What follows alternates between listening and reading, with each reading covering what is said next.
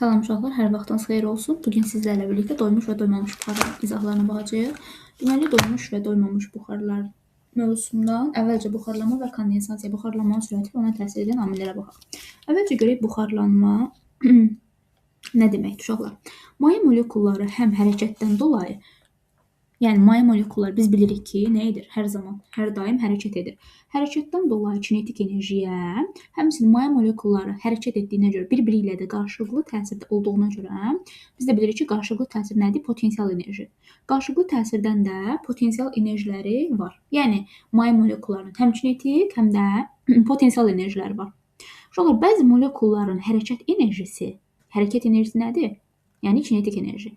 Onların potensial enerjilərindən çox olur və onların, yəni hərəkət edən, deməli hərəkət enerjisi, kinetik enerjisi çox olan molekulların nə edirlər? Mayeni tərk edə bilirlər. Yəni mayeni tərk etməsi üçün kinetik enerjisi, hərəkət etmə enerjisi çox olmalıdır molekulların.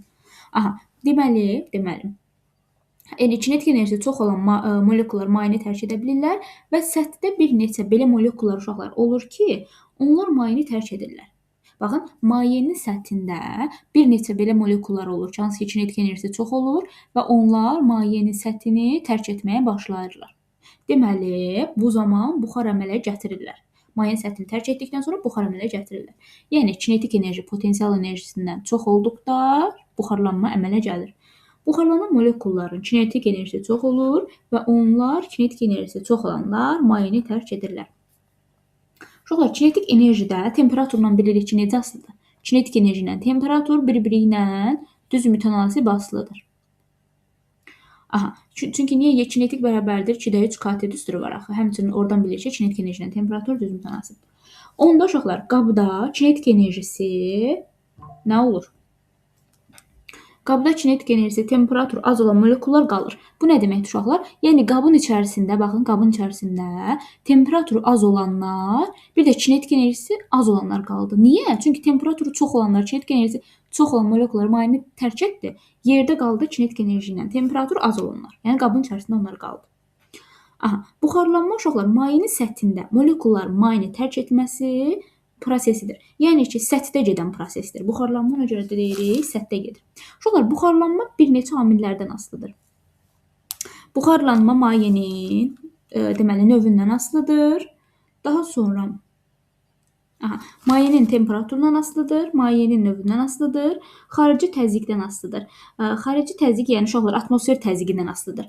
Gəlin indi görək atmosfer təzyiqindən necə asılıdır. Baxın, atmosfer təzyiqinə uşaqlar tərs asılıdır. Xarici təzyiq, yəni atmosfer təzyiqi. Biz bilirik ki, qabın ağzı açıq olanda demişdim, xaricdən, daha doğrusu xaricdən atmosfer P0 müəyyən qədər qaba təzyiq göstərir. İndi bu qabın içərisində olan molekullar buxar molekullarına xaricdən təsir göstərir. Yəni atmosfer təzyiqi maye molekullarına təzyiq göstərir. İndi uşaqlar, bu molekullar mayeni tərk etməyə çalışır. Xarici təzyiq neyinir? Atmosfer təzyiqi. Ona müəyyən bir təzyiq göstərir. Bu molekullar getdiyi halda onların, belə deyim, getməsinə mane olur. Yəni onları bir növ yerində oturdur. Ona görə də deyirik ki, atmosfer təzyiqi ilə, yəni xarici təzyiqlə tərs asılıdır. Yəni buxarlanmanı ləngidən prosesdir. Başa düşdük? Ona görə də tərs asılıdır. Yadınızda qalsın. Hündürlüklə necə asılıdır uşaqlar? Hündürlük artdıqca nə olur? Atmosfer təzyiqi azalır. Atmosfer təzyiqi azalır. Atmosfer təzyiqi, baxın uşaqlar, yenə deyirəm. Hündürlük artdıqca atmosfer təzyiqi azalır. Atmosfer təzyiqi azalanda nə olur? İndicə dedim. Tərs mütənasib asılıdır axı. Atmosfer təzyiqi azalanda da maye molekullarının sürəti artmağa başlayır. Yəni xaricdən olunan təzyiq az olsun ki, bu maye molekulları nə etsin? Təzyiqə üstün gəlib mayeni tərk etsinlər. Ona görə. Deməli, hündürlük artdıqca atmosfer təzyiqi azalır. Bunları qeyd edək. Dediyim sözləri qeyd edilir. Təzyiqi azalır və buxarlanma sürəti artır. Bir də uşaqlar, hava axınından, burada görüm qeyd olunub. Baxın. Səthdə olan hava axınından küləkli havada buxarlanma sürətlənir. Gəlin görək bu necə olur. Uşaqlar, deməli, küləkli havada bilirik ki, paltar tez quruyur da. Niyə görək? Hava axını külək deməkdir də. Biz bilirik ki, mayenin üzərində olan hava molekulları, səthdə olan molekullar küləyin hava axınının təsirindən daha çox nə edir? Səthi tərk edirlər. Baxın, bu molekullar var idi bayaqçılar. Dedim ki, səthdə gəlir, toplaşır, elə. Səthdə toplaşır, buxarlanmağa hazırlaşırlar da belə deyim. Bu külək gəlir, bu molekulları vurur, bir növ nə edir? Uçurdur da belə deyim. Molekulların hərəkətlənməsini, sürətlənməsini artırır. Ona görə də deyirik, hava axını külək buxarlanmanı qəşəng sürətləndirir. Bunlar belə. Bunları qeyd eləyək mütləq. Səbəbini də yəqin ki, başa düşdük. Sonra uşaqlar nə var? Doyan və doymayan buxar. Gəlin əsas mövzumuza keçid edək. Mən boş yer axtarım. Uşaqlar, buxarlanma istənilən temperaturda biz bilirik ki, baş verir. Bunu da qeyd eləyərik. Səthdəki mayelər uşaqlar mayeni tərk edir. Baxın, məndə bir dənə qab var. Dedim, buxarlanma zamanı səthdə olan molekullar mayeni tərk edir. Bu bizim olsun bir qabımız. Qabın içərisində mayelər var, maye molekullarıdır. Maye buxarlanır və buxar da nə edir uşaqlar? Kondensasiya edir. Maye buxarlandığı kimi buxar da yenidən əks prosesinə qayıdır, kondensasiya etmiş olur. Mayeni tərk edən molekulların sayı mayeye qayıdan molekulların sayından çox olur. Baxın, mayeni tərk edən molekulların sayı mayeye qayıdan molekulların sayından çox olur. Sanki uşaqlar, gəlin belə deyim də. Baxın, otağın içində nəfər var və hər saniyədə 4-ü çıxır. Otaqdan hər zaman, hər saniyədə 4 nəfər çıxdı, 4 nəfər də daxil oldu. Tarazlıq yaranacaqmı? Yəni o 4 nəfər çıxan insanları 4 nəfər gələn insanlar nə etdi? Əvəz etdi. Yəni tarazlıq yaranacaq. Otağın içində adam sayı nə edir uşaqlar? Dəyişmir. 4-ü çıxdı, 4-ü gəldi də hara dəyişəcək? Bu uşaqlar nə deməkdir? Doyan buxar. Bax, eyni qayda doyan buxardır. Elə bir su molekullarını bir insan kimi təsəvvür edin. Həmin dəqiqə ağlınıza dediyim gəlsin. Deməli, uşaqlar, otağın içində adam sayı dəyişmir. Bu doyan buxardır. Doyan buxar. Görək nə deməkdir? Uşaqlar, doyan buxar dinamik tarazlıq halındadır. Niyə? İndicə dediyim həmin o adam söhbəti var idi. Buxar da. Gedən buxar molekullarının sayı, qayıdan buxar molekullarının sayına bərabər olduğuna görə artıq bu dinamik tarazlıq vəziyyətində olur. Biz buna doyan buxar deyirik. İndi uşaqlar, Porşin əvvəlcə nə idi? Bu vəziyyətdə idi. Baxın, belə tərpətmədim, heç nə eləmədim. Qab olduğu kimi qaldı. Sadəcə olaraq gedən molekulların sayı ilə qayıdan molekulların sayı bərabər oldu. İndi gəlin biz bu Porşini biraz nə edək? Yuxarı qaldıraq. Baxın, Porşin biraz yuxarı qaldıracağam. Şəkli indi. Porşin sanki təsəvvür edin ki, biraz yuxarı qalxdı da. Şəkli biraz yaxşı çəkmədim. Porşin biraz yuxarı qalxdı uşaqlar. Porşin yuxarı qaldıranda necə deyim, həcm nə edəcək? Artacaq da. Bayaqdan bu qədər idi, həcm artdı. Həcm buna nəzərən, birinci şəkil 1-ə nəzərən, ikincidə həcm artırmış oldum. Bu zaman uşaqlar nə olacaq? Baxın, elə bir ki, belə deyim, şpris olur. Şprisdə də porşin var da. Həmin o iynədə, şprisdə biz yuxarı dartanda, qaldıranda da həmin o deməli qulp hissəsini nə edirik? Həcmi artırırıq. Həcmi artıranda uşaqlar görürsünüz, onun içərisində nə qədər boşluqlar yaranır. Eləmi? Deməli, həcm artır. Bu zaman yeni boş yerlər yaranır. Və maye molekulları bu boşluqları tutmağa başlayırlar. Maye molekulları yenidən nə edir? Buxarlanmağa başlayırlar.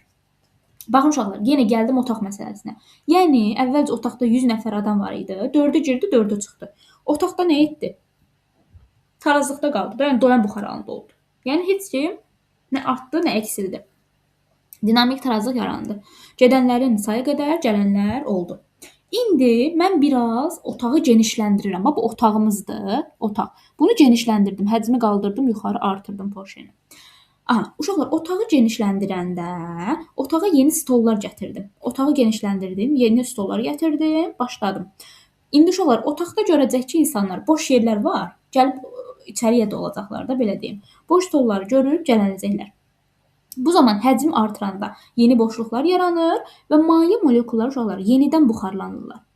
Yenə deyirəm, maye molekulları boşluqları görüb yenidən buxarlanmağa başlayırlar. Yəni bu boş hissələri görüb nə edirlər? Elə bir ki, adam da həmin hissələrə gəlmiş olurlar. Deməli, bu zaman nə edəcək uşaqlar? Doymayan buxar halına gəlmiş olacaq. İndi görək doymayan buxar nəyə deyil? Görüm dəqiqə səs yazır.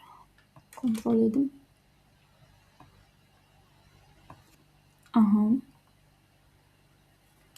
Uşaqlar, deməli nə etdik? Dedik ki, artıq doymayan buxar halına gəlir. Dinamik tarazlıq uşaqlar artıq burada yoxdur. Niyə? Çünki otağa gələnlərin sayı artmağa başladı da. Başa düşdünüz? Artıq otağa əlavə insanlar gəldi. Artıq otağa əlavə maye molekulları gəldi. Ona görə deməli, maye molekulları artıq dinamik tarazlıqda olmur. Baxın, adi bir dənə həcmi genişləndirməklə, porsiyanı yuxarı dartmaqla bizim doyan buxarımız oldu, doymayan buxar halına gəlmiş oldu. Uşaqlar, həcm artanda, həcmi artırdım. Doyan buxarı genişləndirəndə, həcmi artıranda buxarların sürəti artır. Baxın uşaqlar, diqqətli olaq. Həcmi artırdım. Bu buxarlar nə etdi? Artmağa başladı. Buxarların sayı artanda bu qabda olan maye var ha. Maye hamısı buxarlandı da. Mayenin kütləsi nə etdi? M maye başladı azalmağa. Mayenin kütləsi azaldı. Əksinə nə etdi? Buxarın M buxar artmağa başladı. Buxarın kütləsi əksinə artmağa başladı. Gördünüz? Buxarın kütləsi artmağa başladı. Mayenin kütləsi də azaldı. Uşaqlar, həcmi elə qiymətə çatdırmaq olar ki, həcmi elə qiymətə. Yəni həcmi o qədər genişləndirmək olar ki, bu porsiyanı o qədər yuxarı qaldırmaq olar ki, sanki şpresilə belə deyim. Nə olsun? Bütün mayenin hamısı buxara çevrilsin. Yəni bu qabın içərisində bir dənə də deməli, bir molekul belə maye qalmasın. İndi gəlin baxaq uşaqlar. Gəlin indi turun sabit olduğu hala baxaq. Dəqiqə, buradan yazaq. Aha. İndi uşaqlar, tutalım ki, mayenin temperaturu sabitdir. Yəni biz bilirik ki, T konstantdır. Aha, T sabitdir. Onda uşaqlar nə idi? Tarazlıqdaydı, əvvəl çatdı. Sonra doyan buxarı genişləndirdik, doymayan etdik. Deməli, temperatur konstant olanda doyan buxar deməli uşaqlar, temperatur sabit olanda, deməli, doyan buxar doymayana həcmi artırmaqla keçdi. Yazaq bunu. Doyan buxar doymayana. Nə etdik? Həcmi artırmaqla keçirdik. İndi əksinə doymayandan doyana keçmək üçün bayaqçı buxar molekullarını doymayandan doyana. Buxar molekullarını nə etdik? Maye halına gətirdik də. Elə bir ki, həcmi azaltdınız. Həcm azalan kimi elə bir aşağı sıxdınız da bir növ. Aşağı sıxanda nə edir? Doymayan doyana keçdi. İndi ikinci hala bax uşaqlar. Bu T konstant halı idi. Birinci hal. İkinci halda isə həcm sabit olan hala baxaq. V konstant. Həcm sabit olanda, həcmi dəyişməyəndə, yəni porsiyanı hərəkət etdirməyin. Baxın uşaqlar, həcm sabit olmaq nə deməkdir? Porsiyanı hərəkət etdirməyək. Bayaqlarım dedim ki, porsiyanı yuxarı dartıram, aşağı hərəkət etdirirəm, yuxarı dartıram, həcm artdı. İndi porsiyan hərəkət etmir, sabit qalır. İndi görək nə olacaq. Porsiyanı hərəkət etdirmədik, sadəcə temperaturu artırdıb azaldıram. İndi uşaqlar, mayeni qızdırıraq tutalım ki. Maye qızanda nə olur? Temperatur artır. Onda mayenin kütləsi azalacaqmı? Eynən bayaqki proses baş verəcək. O ki, həcmi artırdım, porsiyanı artırdım, həcm artdı. İndi həcmi artırmıram da sabit qoyuram, temperaturla işləyirəm. Mayeni altdan tutam ki, qızdırıram. O zaman mayenin temperatur artdı, buxarlandı da. Mayenin kütləsi azalacaqmı? Mayenin hamısı buxara çevrildi ona görə. Yenə də buxarın kütləsi artır. Dəyişən heç bir şey olmadı. Buxarın kütləsi artmağa başladı. Aha.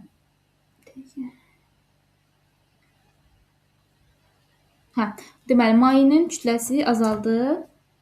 Buxarın kütləsi artmağa başladı. Deməli, uşaqlar, V konstant olanda doyanı doymayana çevirmək üçün temperaturu artırırıq. Doymayandan doyana keçmək üçün əks proses, temperaturu azaldırıq. İndi gəlin izotermik prosesdə hal dəyişmələrinə baxaq. Burada yoxdur.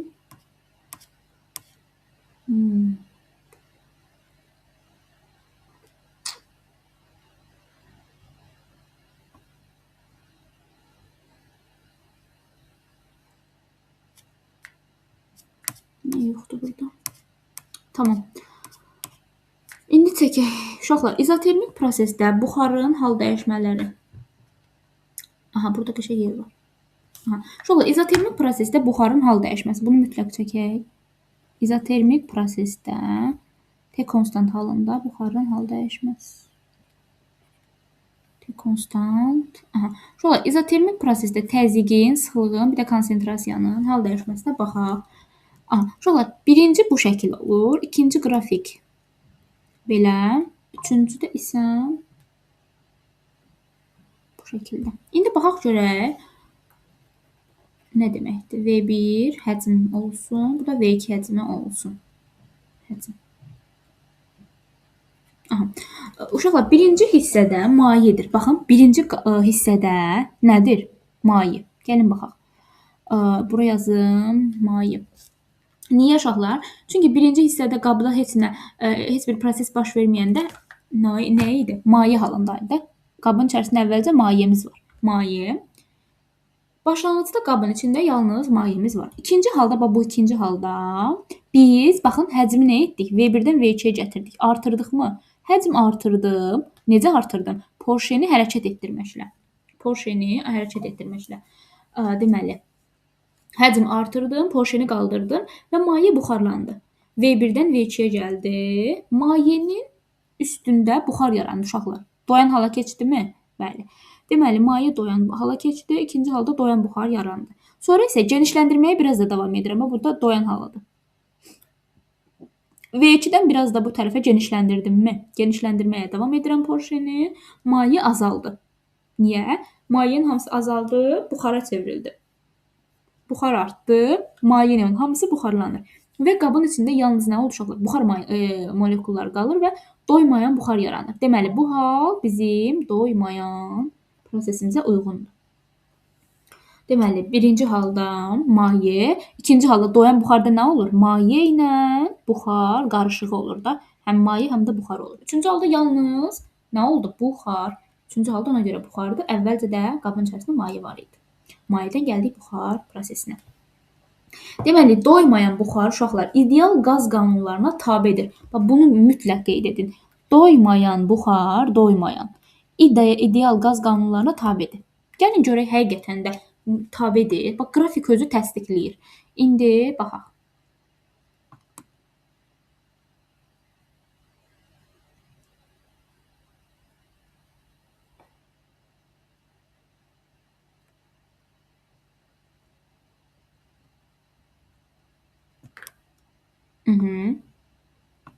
Qrafikə baxaq uşaqlar. Baxın, doymayan halda doğrudan da PV ilə tərs oldumu? Biz bilirik ki, ideal qaz qanunlarında baxın, PD sıxlıq, konsentrasiya, təzyiq həcmdən tərs asılıdır. Doğrudan da ideal qaz qanunlarında bu proses ödəndimi? Bəli. Amma doyan hala baxın uşaqlar.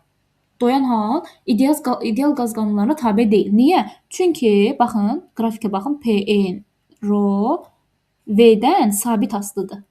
Amma halbuki ideal qaz qanunlarında belə deyil axı. Ona görə deyirik ki, deməli, doymayan buxar, doymayan ideal qaz qanunlarına tabedir. Amma doyan xeyr. Çünki PN V-dən tərs sabit asılı deyil. İdeal qaz qanunlarında. Bu da belə. Sonra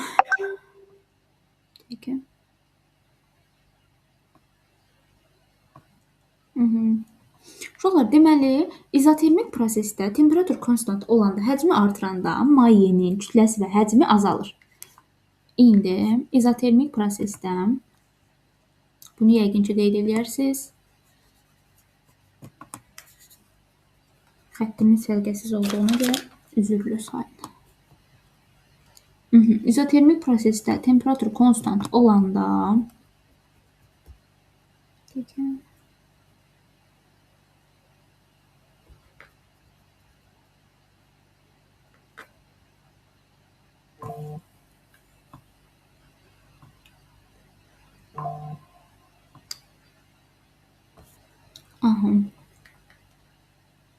qayd edirik.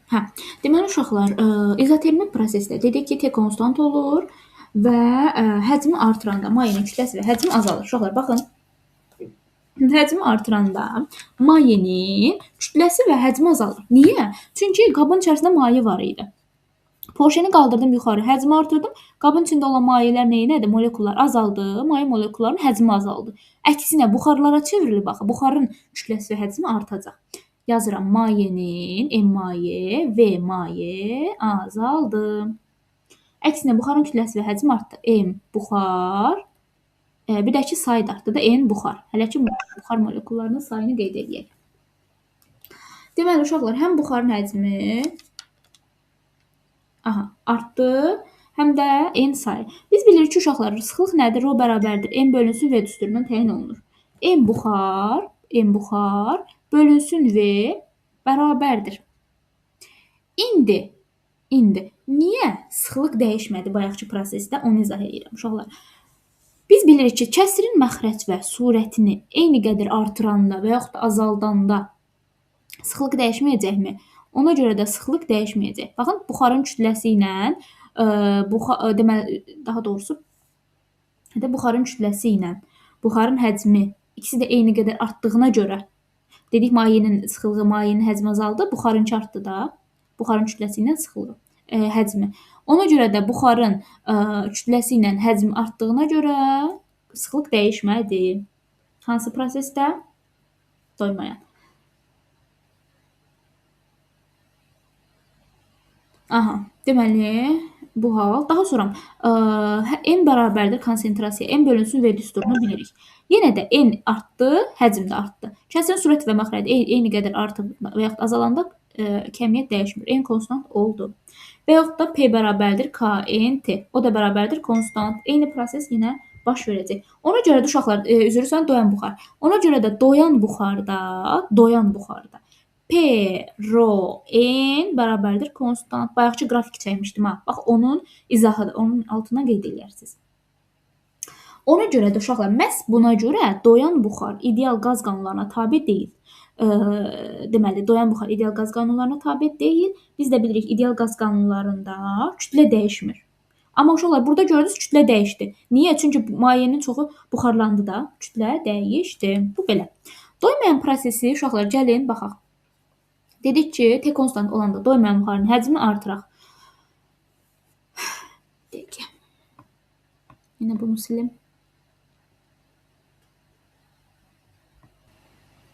Deməli, uşaqlar, doymayan prosesdə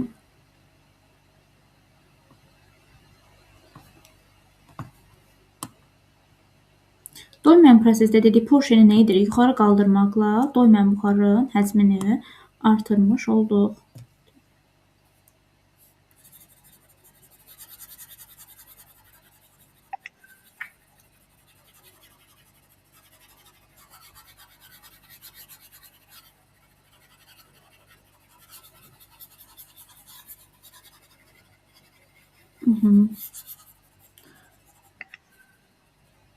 İndi baxaq. Dedik ki, T konstant olanda, deməli, T konstant olanda bu doymayan buxarın həcmini artırdıq. Uşaqlar, T konstant olanda nə edirdi? Mayenin kütləsi sıfıra bərabər olur. Çünki uşaqlar, niyə? Mayenin hamısı buxarlandı mı? Qabın içində maye qaldı? Yox. Ona görə də mayenin kütləsi sıfıra bərabər oldu. Və doymayanda isə n buxar və n bərabərdir konstant olur. Bunun hardan gəldiyini başa salıram. Qrafiki, yəni bunu qrafik əzbərləmədə sadəcə hardan gəldiyini baxaq. Doymayanda dedik ki, n buxarla n konstant olur. Niyə? Çünki maye yoxdur. Hamısı buxardır. Yazıram ki, rho bərabərdir n buxar bölünsün v-dir də həcm. Eləmi? İndi uşaqlar, buxar konstantdırsa, rho ilə v tərs asılıdırmı? Ona görə də dedik ki, rho deməli V ilə tərs asılıdır və ideal qaz qanunu ödəndi. Ona görə qrafikin həmin o 3-cü hissəsində bayaqlarım ən birinci çəkdimi, dedim bunu çəkin dəftərinizə. Bax, həmin hissədə ideal qaz qanunlarına tabe idi. Niyə? Çünki rho V ilə tərs mütənasib asılı olduğuna görə. Və yaxud da n bərabərdir böyük n bölünsün V. İndi n konstantdırmı? Bəli. N V ilə necə mütənasibdir? Tərs mütənasib. Deməli, bu doymayanda ideal qaz qanunlarına tabe olur. Amma izotermikdə yəni, uşaqlar, baxın, belə təzədən çəkək, ayrı-ayrılıqda bayaqçı qrafiki. P, rho, n V-dən asılı deyil. Nə vaxt? Doyanda. Doymayanda. P, rho, n həcmdən tərs asılıdır. Bu şəkildə. Belə. İndi baxaq. İzoxor qızmaya baxaq, uşaqlar. İzoxor qızmada qrafiklərə gələk. İzotermik sıxılma, bunun hanı izoxor qızma. İzoxor qızma və yaxud da izoxor soyma. Burada indi soyutmadır. İndi izoxor qızmada isə bu əksinə olacaq. Gəlin izoxor qızmaya baxaq. Bu şəkildə olacaq, artacaq. Burada izoxor soyutma var. Qızmana deyim mən. Uşaqlar, izoxor qızma zamanı buxarın kütləsi, sıxlığı n, rho, p artmağa başlayacaq. Mayenin kütləsi, həcmi azalmağa başlayacaq. İzoxor qısmada doyan buxarda mayenin kütləsi həcmi azalır. Mayenin doymayan hissəsində isə nə olur? Konsentrasiya, rho, sıxlıq, həcm dəyişmir. İndi bunlar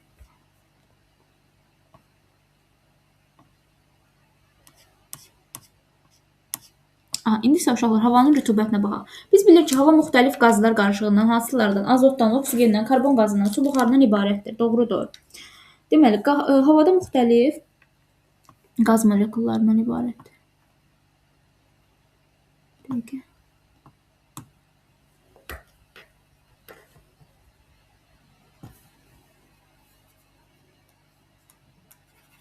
İndi uşaqlar, vahid həcmdəki havadakı su buxarına mütləq rütubət deyilir. Uşaqlar, mütləq rütubət rho hərfi ilə işarə olunur. Bildiyimiz sıxlıq düsturu. Rho bərabərdir m bölünsün v deyil. Bu da eyni qayda ilə. Rho bərabərdir m bölünsün v. Yazıram. Rho bərabərdir m bölünsün v. M burada uşaqlar su buxarının kütləsidir. M su buxarının kütləsidir. Daha sonra V isə ümumi havanın həcmidir. V ümumi havanın həcmidir. Rho mütləq rütubət və yaxud da bunu qeyd edək. Rho mütləq rütubət və yaxud da su buxarının sıxlığı. Su buxarının sıxlığı və ya mütləq rütubət adlanır. Yəni məsələlərdə ya mütləq rütubət və yaxud da su buxarının sıxlığı deyəndə rho-nu götürürük. Mütləq rütubət bizə uşaqlar havanın rütubətini tam izah edə bilmir. Baxın, havanın rütubətini ölçmək üçün mütləq rütubəti təkcə bilmək bizə bəs etmir. Buna görə də uşaqlar, baxın, hava haqqında məlumatları deyərkən daha çox nisbi rütubətdən sözlə istifadə olunur da, havanın nisbi rütubəti. Görürsünüz, mütləq rütubət sözü yetişlənmir. Niyə? Çünki mütləq rütubət tək bizim köməyimizə gəlmir. Onun üçün nisbi rütubət də lazımdır. Nisbi rütubət uşaqlar fi bərabərdir, rho bölünsün. Burada var. Bunlar heç də burada var. Baxın, vahidi rho bölünsün. Bərabər 1 bölünsün, kubmetr bölünsün, qram bölünsün, kubmetr. Nisbi rütubət fi bərabərdir. Rho bölünsün, rho 0, p bölünsün, p 0, n bölünsün, n 0 konsentrasiyada bu vurulsun 100% düsturu ilə təyin olunur. Və biz bunu əlavə edə bilərik. Nə? Deməli, bayaqlarım dedim, rho-nun yerinə nə yazırdıq? Fi bərabərdir, rho bölünsün, fi bərabərdir, rho bölünsün, rho 0. İndicə dedik ki, mütləq rütubət, rho bərabərdir, m bölünsün, v-dir də. Yazırıq ki,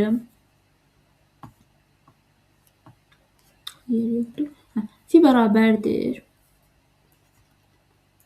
rho bölünsün, rho 0 vurulsun 100%, p bölünsün, p 0 vurulsun 100%, o da bərabərdir, m bölünsün, rho 0 vurulsun v, bunun yerinə yazdım da rho-nun. Elə bir rho-nun yerinə yazdım, m bölünsün v, p rho 0-da olduğu kimi qaldı. Vurulsun 100% yaza bilərik. Və yaxud da m0 vurulsun m bölünsün nə? Rho 0 vurulsun 100% yazmaq olar. Uşaqlar, burada p 0-dır, rho 0-dır, doyan su buxarının sıxlıq və təzyiqidir.